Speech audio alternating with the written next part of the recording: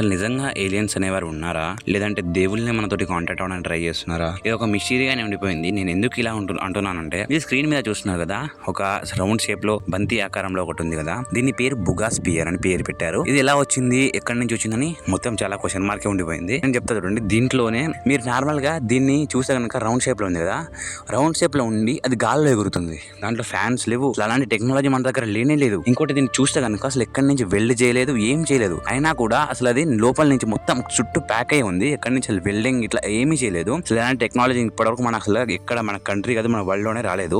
ఇలా దాంతో పాటు ఆ గాల్లో ఎగురుతున్నట్టు మీరు అర్థం చేసుకోండి. అండ్ నేను దేవుళ్ళు ఎందుకు కాంటాక్ట్ అవుతున్నారని చెప్తున్నానంటే, దీన్ని మీరు చూస్తే కనుక అసలు అది ఏం రియాక్ట్ కావట్లేదు. కానీ మన పురాణాల్లో ఉన్న కొన్ని సాంగ్స్ కి మాత్రం అది రియాక్ట్ అవుతుంది. ఒకసారి మీరే చూడండి.